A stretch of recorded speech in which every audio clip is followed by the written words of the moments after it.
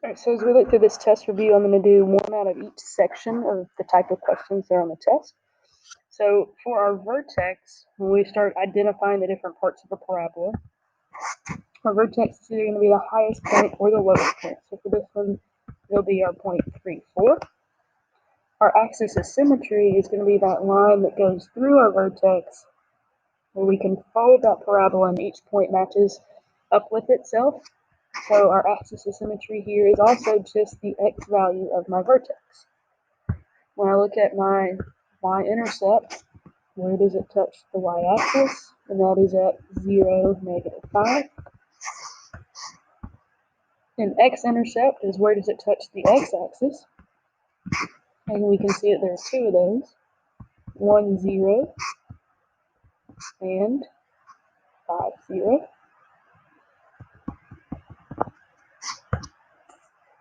Now when it asks if a is greater than 0 or a is less than 0, really what they're asking here is it concave up or is it concave down?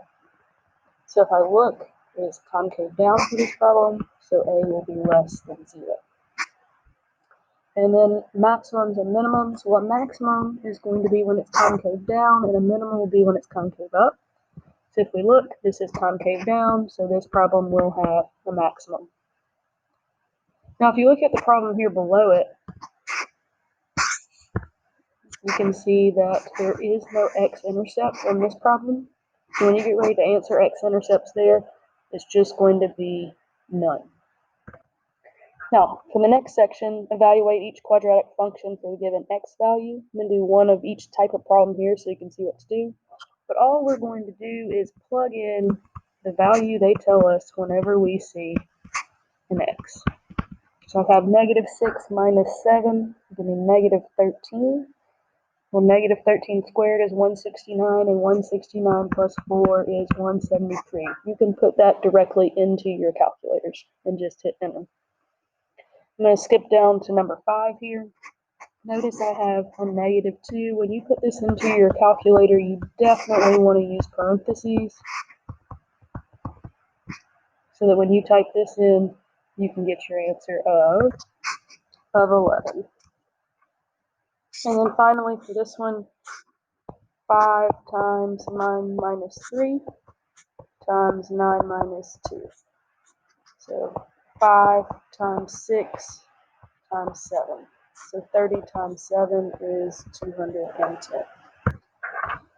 To find the y-intercept and vertex of a quadratic in standard form, the first thing we're going to do, I'll do number 5 here, is list my a, b, and c values. So my y-intercept will be super simple.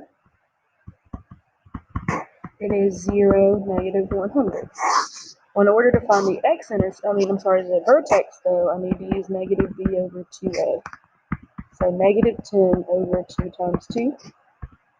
So -10 over 4, which will reduce to -5/2. Then I need to plug that back in. So 2 times -5/2 squared plus 10 times -5/2 minus 100. And we get the answer being -225 over 2. So my vertex for this problem would be -5 over 2 and -225 over 2. So y-intercept comes from the a, b, and c value, and the y-intercept is always the c's. In order to find the vertex, you have to start with -b over 2a. For these word problems, remember that the equation always will be given, and you just need to ask yourself, what is this question really asking me? It says, at what time does the ball reach its maximum height, and what is the maximum height? So I really need to find the vertex. For this first part, I'm going to use -b over 2a. So negative times -16 divided by 2 times 40. When I get this, it's 16 over 80. I'm sorry, I used the wrong values here. Please don't make the same mistake I did. I plugged in A for B and B for A. So -40 divided by 2 times -16. 40 over -32, which would just give me 5/4. So how long does it take? 1.25 seconds. In order to find the maximum height, I take this and I plug it back in. So negative 16 times 1.25 squared plus 40 times 1.25. You type all this into your calculator, and when you do, you get the maximum height is 25 feet. For these type of problems, it's really simple to identify our vertex. So my HK here, K is this value. So my vertex, remember you have to change the sign if it's inside the parentheses, would be 2 and 2. You don't change the K at all. But in order to find my Y-intercept, I'm going to have to actually work this problem out. So I'll have 3 times x minus 2 times x minus 2 plus 2, because remember squared means multiply by itself. I'm going to start by multiplying these two parentheses. So it'll be 3 times x squared minus 2x plus 4. We haven't used all the plus 2 yet. Combine these like terms. So 3 times x squared minus 4x plus 4, and then plus 2. Now I want to distribute the 3 in. So it'll be 3x squared minus 12x plus 12 plus 2. And then you want to combine your like terms. So 3x squared minus 12x plus 14. So my y-intercept is 0, 14. When I have to convert from standard form to vertex form, first I have to find the vertex. So we'll start here. A equals 2, B equals negative 8, C will equal 11. So to find the vertex, negative b over 2a, meaning negative times negative 8 over 2 times 2, 8 over 4, which gives me 2. Now I need to plug that in to find the y value. 2 times 2 squared minus 8 times 2 plus 11. So that's 4 times 2 is 8, minus 16 is negative 8, negative 8 plus 11 is 3.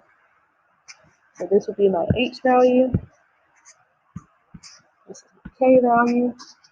So I get ready to plug it into my equation. It'll look like y equals a times x minus h squared plus k. So y equals my a value is 2 times x, and it's positive 2, which means I need to change it coming inside, negative 2 squared, and then my k value is 3.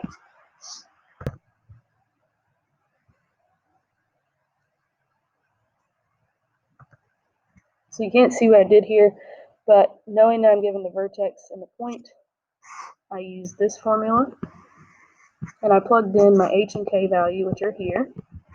Remember, you have to change the sign of my h. So then I use the point 6, 6, and I plugged it into the y and for the x. Well, 6 minus 4 is 2, and then I come over here, 2 squared is 4. Then I just used it like solving a normal equation, so I subtracted 14 from both sides, where I got negative 8. Then I divided everything by 4. So my a value is negative 2. And then I just plugged it back into my original equation, y equals negative 2 times x minus 4 squared plus 14. If I'm given a chart, I have to find the vertex out of that chart, and we're looking for those sandwich points. So if you look, you have 3 and 3 on either side here, so 6 would be in the dead center. So I'd use 13, 6 as my vertex. And then you can pick any point in that chart in order to plug back in, and I just said let's pick 11 and negative 6. Same deal if we're using a graph here. So find your vertex. This vertex is negative 1, negative 4. So y equals a times x plus 1 squared minus 4.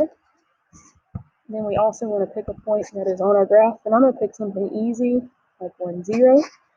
So 0 equals a times 1 plus 1 squared minus 4. So 0 equals a times 2 squared minus 4. So 0 equals 4a minus 4. We add 4 to each side. and you get 4 equals 4a. Divide everything by 4, the a value is 1. So come back here and it'll be y equals 1, but you don't have to put it there if you don't want to. X plus 1 squared minus 4.